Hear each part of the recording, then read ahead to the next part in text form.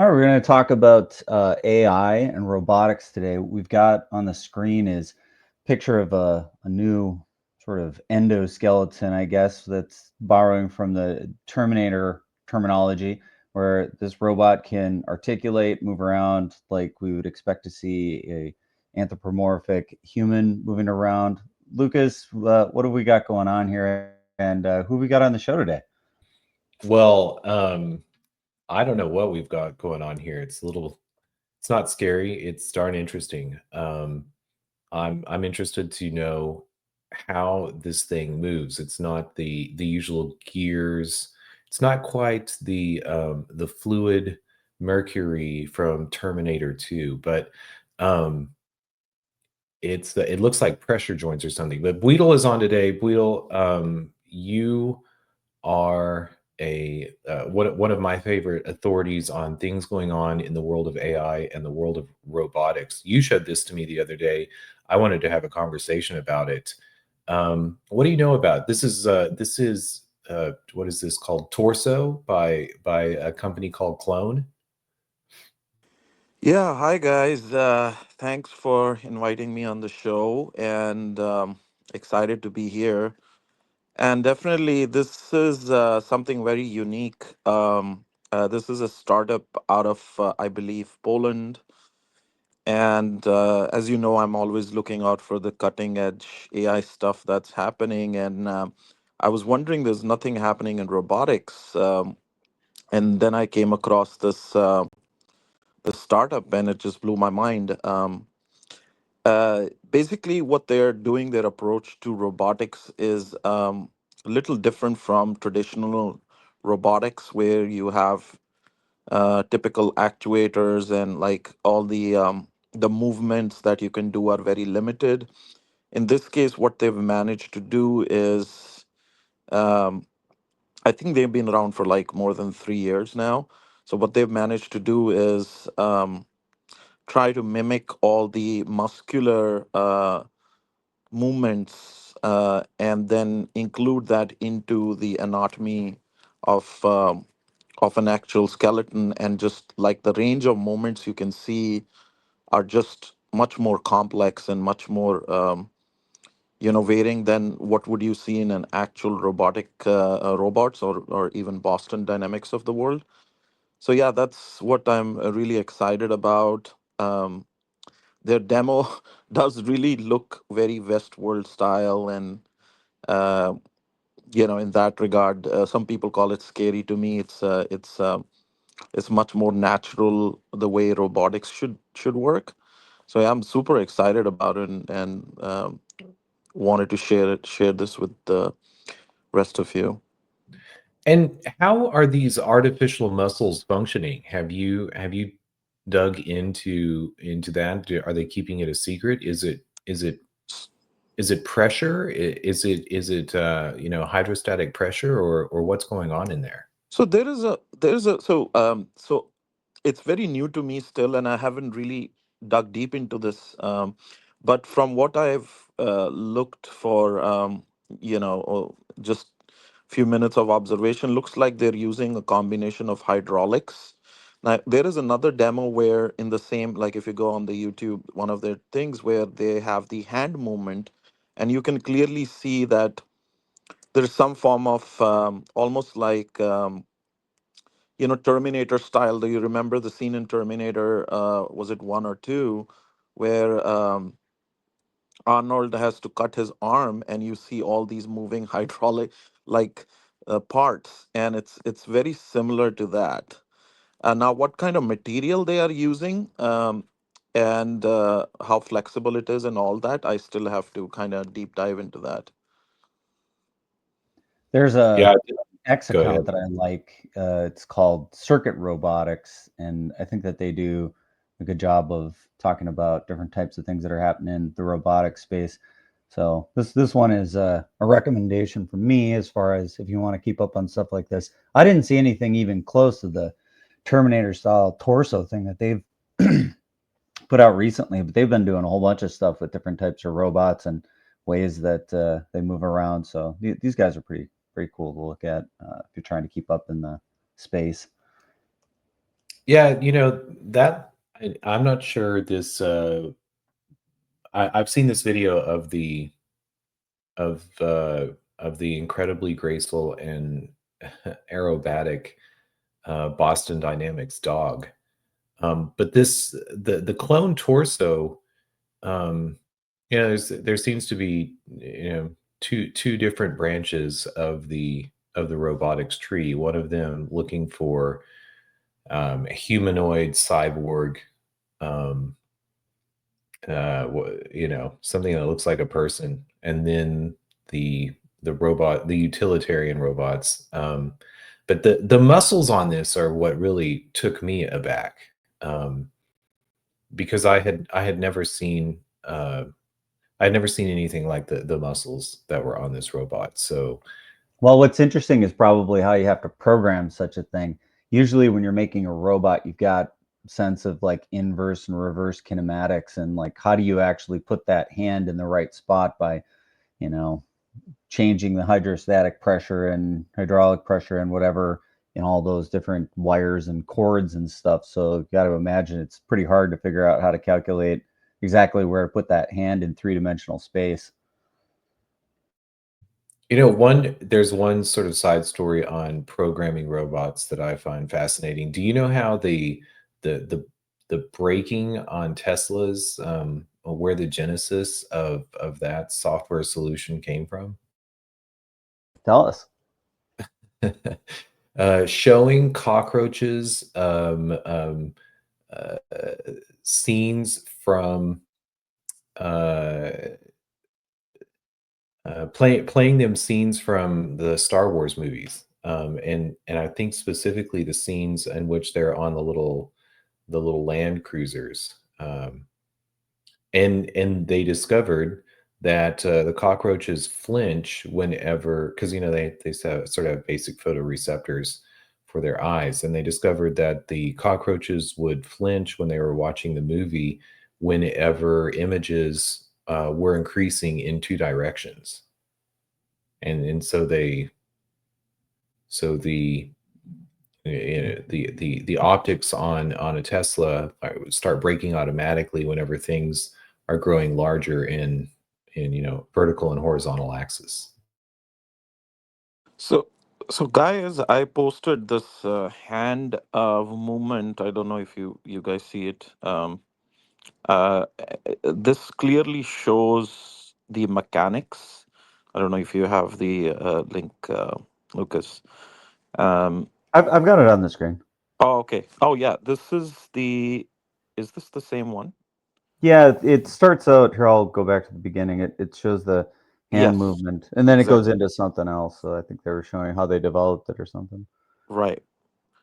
So the range of movements are just amazing. Like you can hold a ball, tennis ball, you can hold the syringe, like all sorts of hand movements that, you know, a human hand can do. I mean, this can literally do that. And which is this sort of biomimicry is I don't see I don't think I've seen in um, robotics startups. Even in, I have a friend in MIT Labs, and I showed it to him, and he was really wowed by the demo. And it remains to be seen how much of the demo they are showing is actually possible, though, just with some caveat there. Um, so yeah, remains to be seen. But so far, it's very impressive.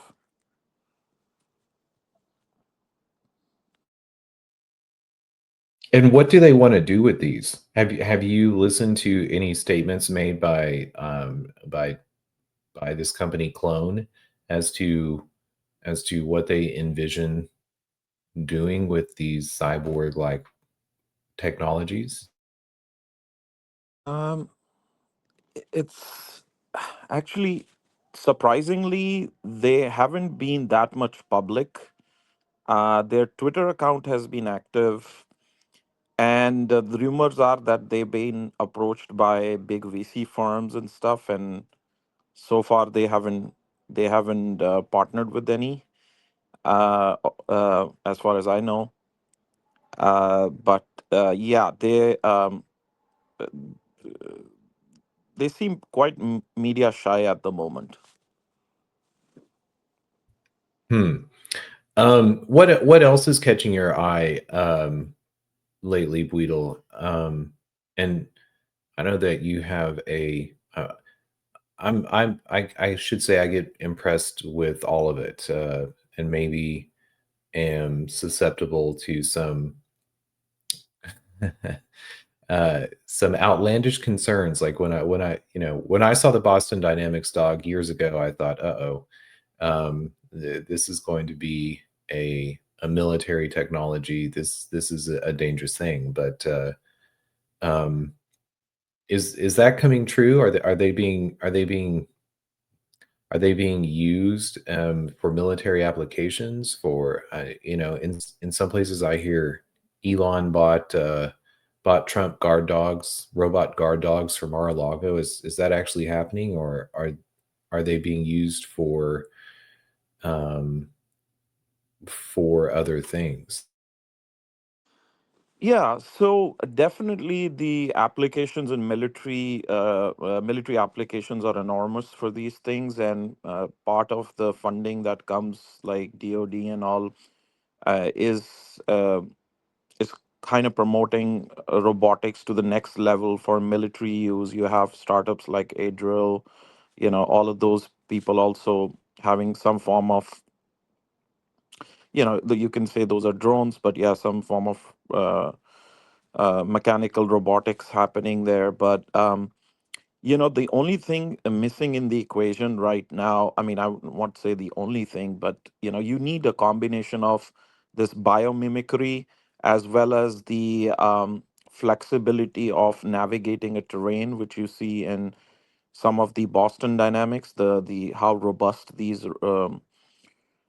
robotic machines can get on a very difficult terrain where humans cannot maneuver themselves.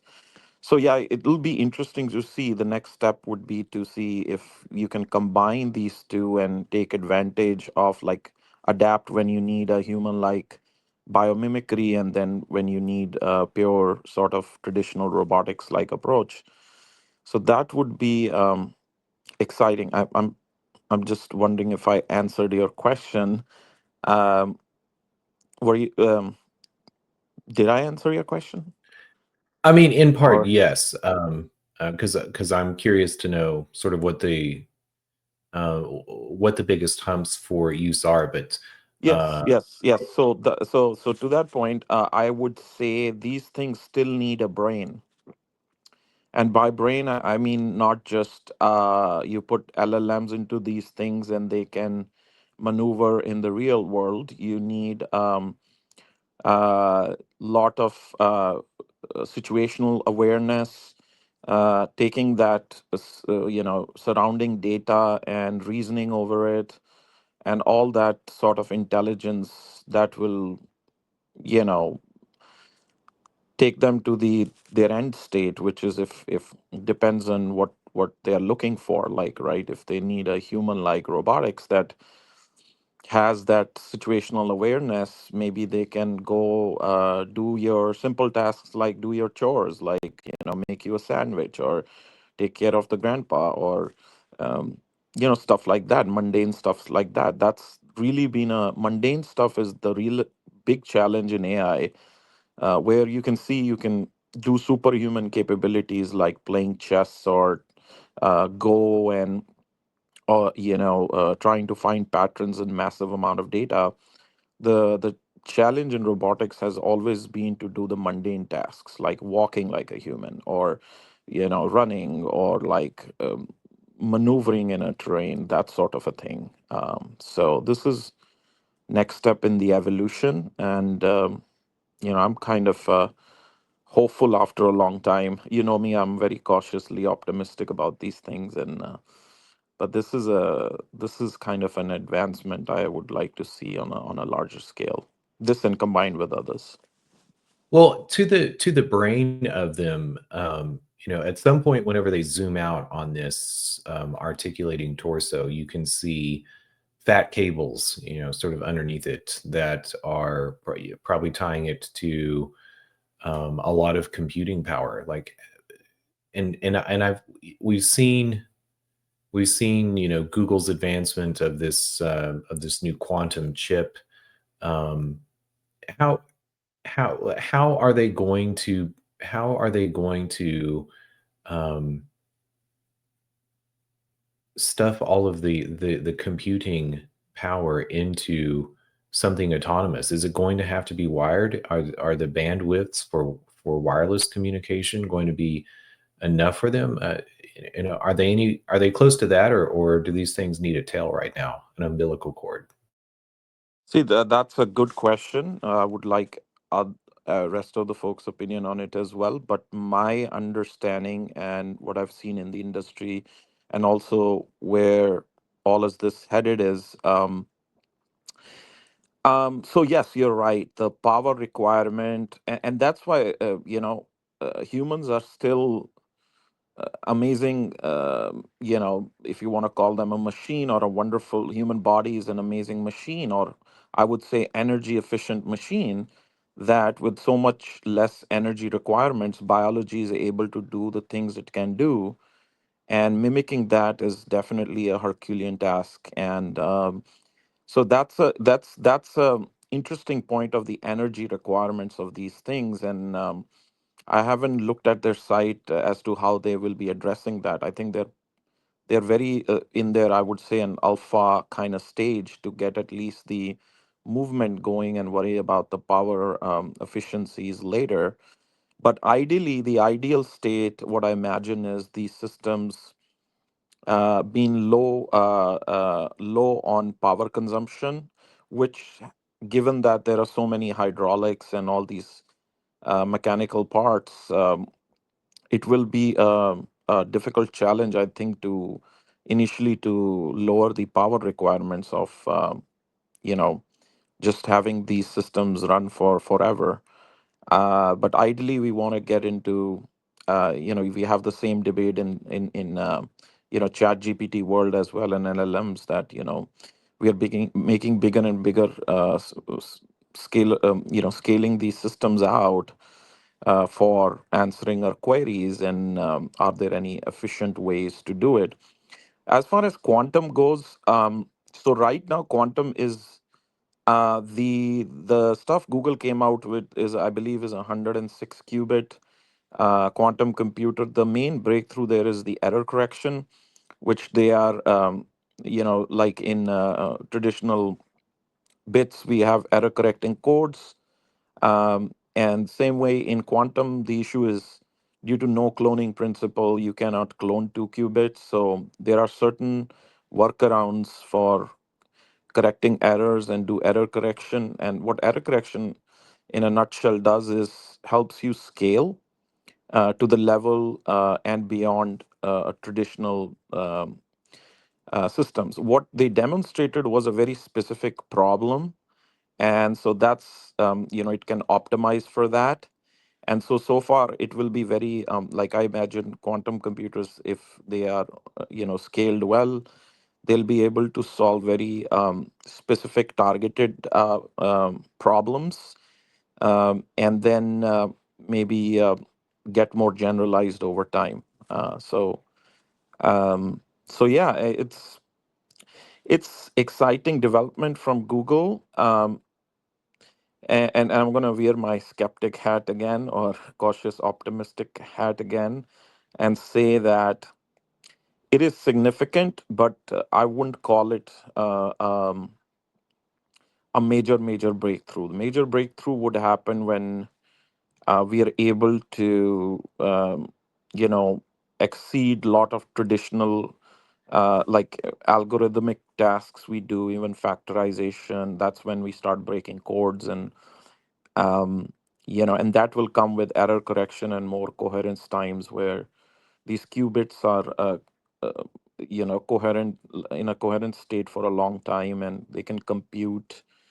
And little bit of noise doesn't like disturb them, because right now the biggest issue is the noise. Like, it just, they're not in that quantum state for long. And when you say noise, you mean like electromagnetic interference, or Yes, primarily that, like that's why you have these chandelier type, like delusional refrigerators to isolate them from all the external noise. And yeah, I mean, lot of external factors that don't keep these bits in like you know in a state where which is truly quantum. It's computing at that level. Now if it accesses parallel universes, that's a claim I think a little too much of a stretch, for to say that, because it's something David Deutsch had coined or had mentioned, that like maybe they are computing in multi universes, but we don't have any experimental proof of that. we So did, yeah, we don't know where the cat is. Um, right. the you also mentioned energy, and I don't know, have you been paying attention to um, innovations that are occurring in China with regards to batteries, and it seems that the amount of electric cars and electric products that they're producing in China shows, and I haven't looked at this at all. I just, when I saw the numbers of electric cars that they were producing in China, I was taken aback. Have they jumped ahead of the United States of A16 in Boston, or uh, American patents or companies with regards to being able to store energy in small spaces, and maybe not have as many lithium ion fires either? Yeah, another interesting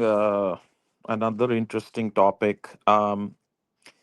I would say my knowledge around that is that BYD, the biggest electric car company in China, has this technology, the Blade Battery, which is supposed to be super thin, so you can pack in more, be more lightweight. Because right now we are still lithium-ion batteries, and this is, I think, lithium iron phosphate battery, and so that will bring down the cost, as well as I think the how much you can pack, and then increase the range of existing electric vehicles. So I think I would say I believe that China is way ahead in as far as battery technology goes, and as far as electric car adoption and variety of electric cars you can get in China.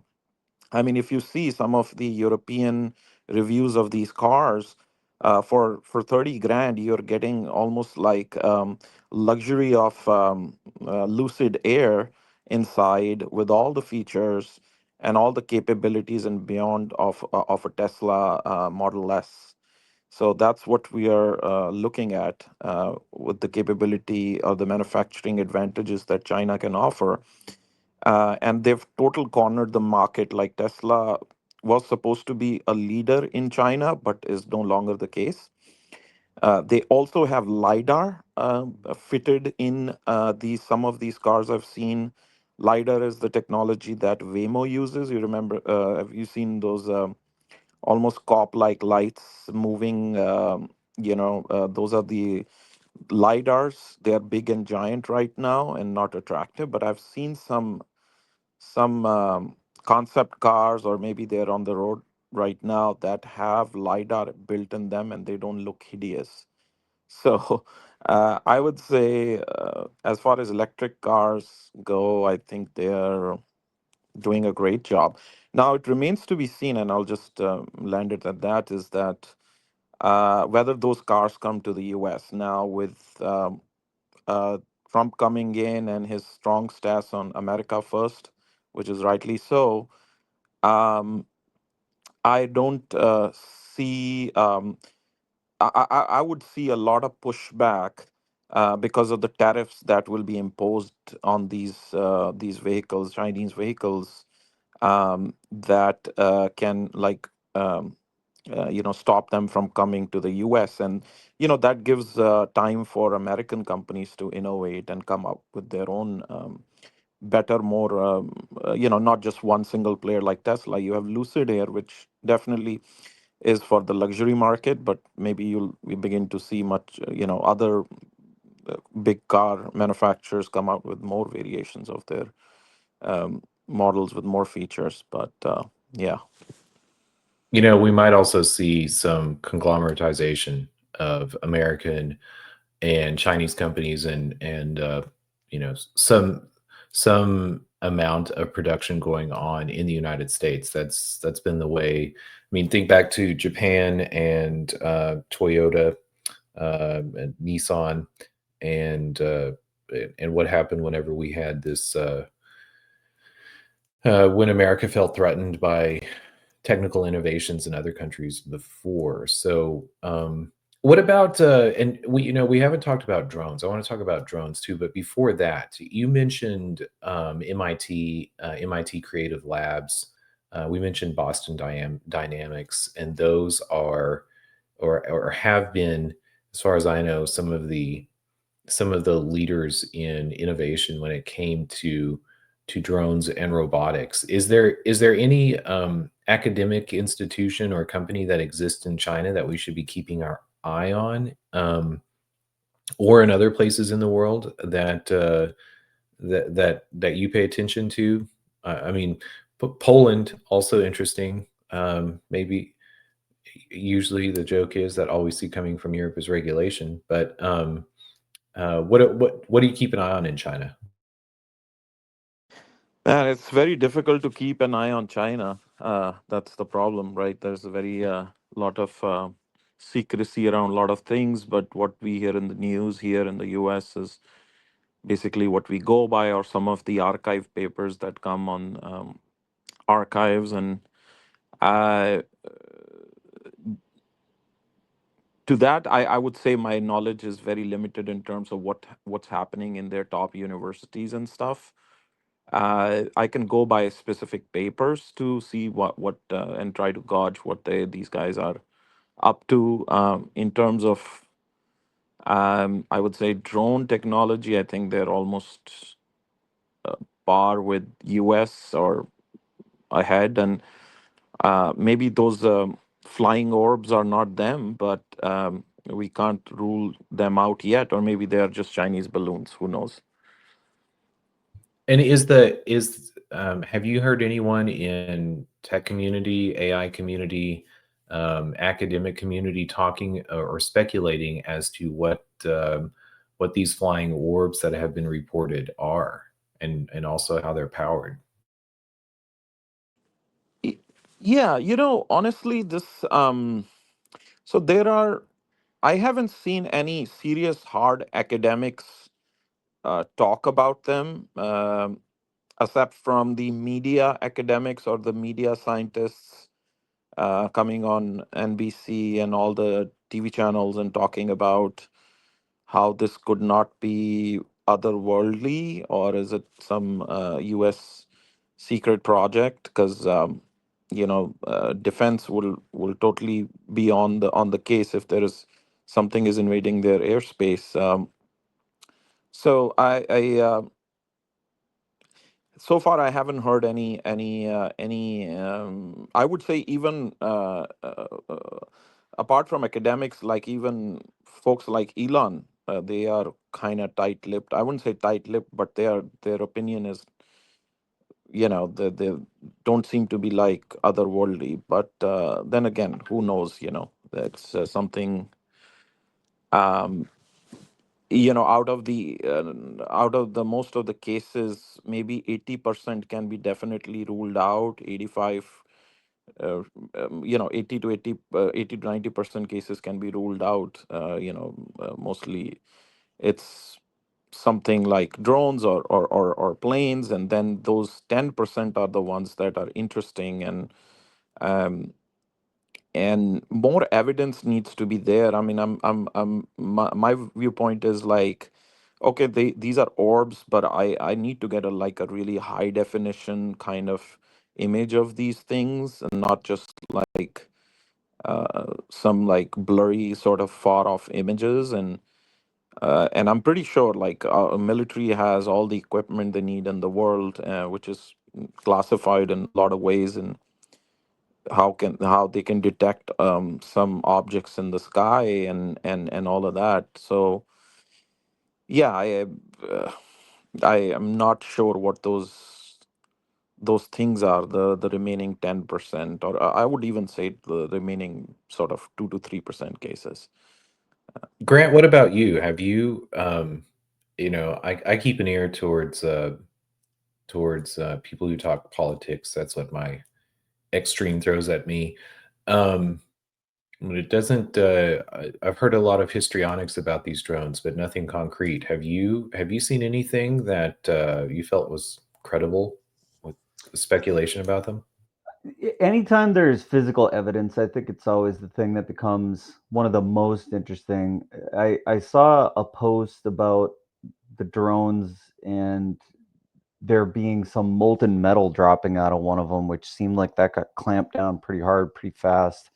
Um, a lot of the pictures, when you see it, you start to really look and compare. You say, "Well, that does look like a plane," but I honestly don't have a real good explanation, nor have I seen one yet on really what the hypothesis is around what's going on here. Some people have said they're looking for nuclear material that was escaped. Others are saying that this is a bunch of drones being flown around to cover up a non-human intelligence type of thing that's going on. It's really hard to tell, like, because the photos could so easily be done by generative AI. Like some of what's happening here, it's just like a light kind of flying around in the sky. I think that's the kind of thing that could be you know, generative much easier than other types of things. But I haven't seen any good explanation or analysis thus far. So I'm pretty much in the same position as everybody else. I really don't have any idea what's going on. So one thing that comes to mind is a movie. I don't know if you guys have seen Mirage Men. Highly recommend it. And that's one another possibility that we left out is uh, it's going into the so wear your tinfoil hats, guys. Like this is going into conspiracy theory, sort of, that government attempt to have sort of these narratives to kind of obfuscate what they're actually doing. And so it's an interesting take. I mean, especially Mirage Men talks about the UFO phenomena, which has been in the culture since I would say since the 50s or even beyond, and how some of the operatives kind of work in a way that it's kind of a almost I wouldn't say like a psyops to a level in terms of like, hey, you know what, they actually make you believe in these things. But I'm not saying that US is putting all these drones just to show the public, hey, there is something there, like that sort of a thing. But it's an interesting take that the reason that they are not disclosing anything in the media or anything, and they're tight-lipped about it, is maybe two things. One, they don't know what it is and how to capture it, and they don't want to scare the public. Or second, it's actually their stuff and it's like classified. Well, I don't know. I don't know if you've ever heard this story about the man in New Mexico who lived near the the base just outside of Albuquerque, and I can't think of the name of the base, but the United States was developing drones for many years. Oh, look at that, the molten metal. Yeah, Maybe yeah. So, go ahead. no. Go ahead.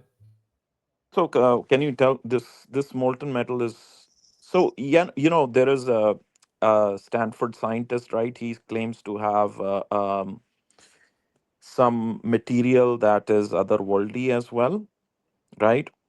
And I have seen these things and claims by who's this David Rees. There's so many folks in the UFO lore space. Um, the only thing is this has to be independently tested, and mostly I see these folks showing off these pieces of bismuth uh, I mean, these could be native, sort of materials that are abundant in the universe, right? That doesn't mean that it's an evidence for having alien life forms.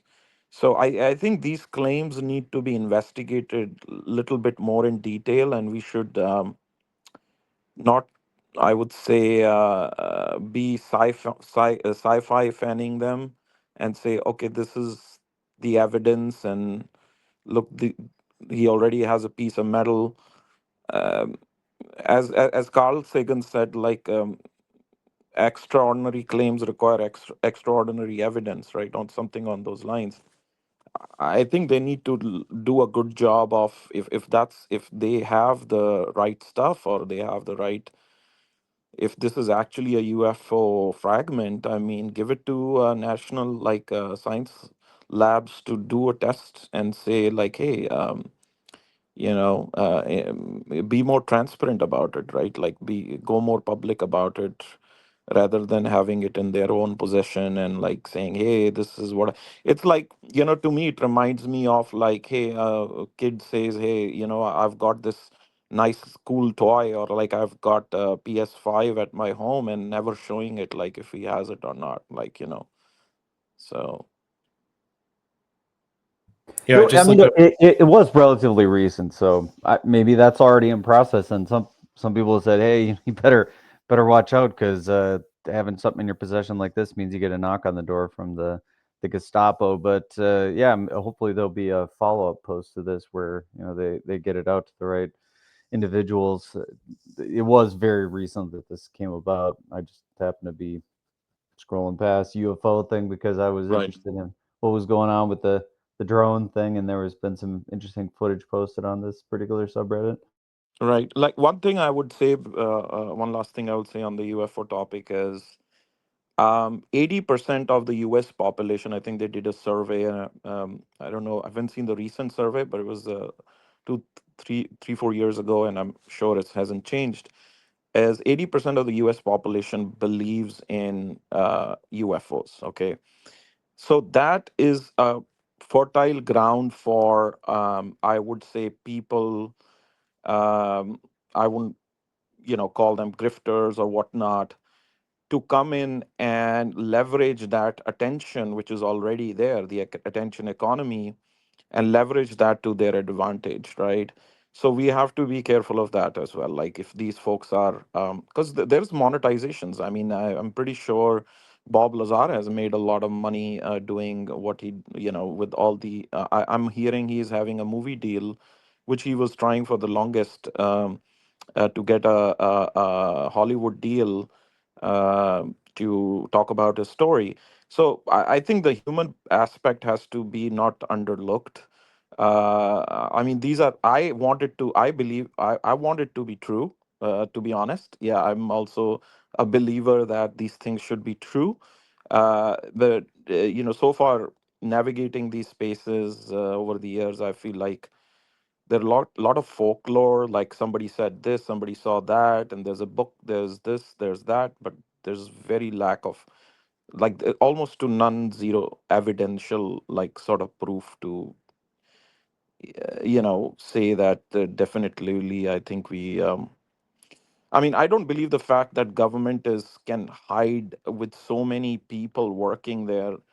um they can hide these things for a long time, but then again, I've been proven wrong so many times. You know, the drone situation that we're seeing now, and uh, uh, the whispers, the talk that's going on around it, reminds me of Desert Storm, and the the radar jamming technology of the Hoblin Goblin, the F-117A, um, and some of those innovations that had occurred in aviation, and had been built and existed for a while, leading to the revelation that they existed. I mean, I remember it was like the Los Angeles Times at one point just had a picture of an actual one on rolling out of a hangar somewhere in a salt flat in Nevada.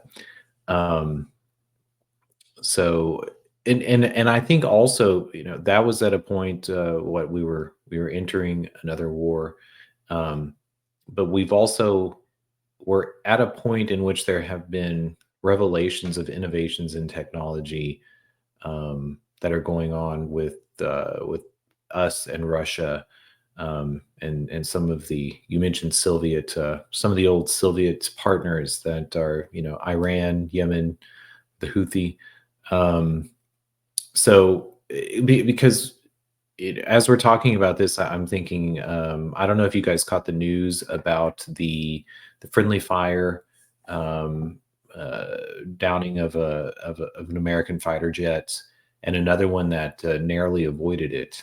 And there was speculation that that had something to do with jamming of the Aegis system, or who knows what.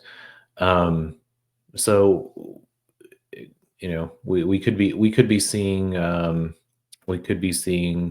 American technology being trotted out for use in those spheres, or who knows what's happening. But it does put me mind in that 117 era. By the way, Strange Loop, you mentioned Mirage Men earlier, and that is, I was thinking of a documentary about a New Mexico man, Paul Benowitz, and that is the documentary. So I actually have seen that. It is really good to see that and begin to understand the extent of the military research into drones and into unmanned technologies, drones and robots, so that you know, we could abandon this diplomacy, engage in wars, and not threaten anybody's lives. We'll see how that works out. But we're on the top of the hour. I don't know if anyone has anything to close it up with, but an interesting conversation. Very interesting to see the torso by Clone, and to think about what toys we could have in the future. So, but enjoyed it, and I don't have anything else. All right, thanks guys. We'll see you next time on FoMO.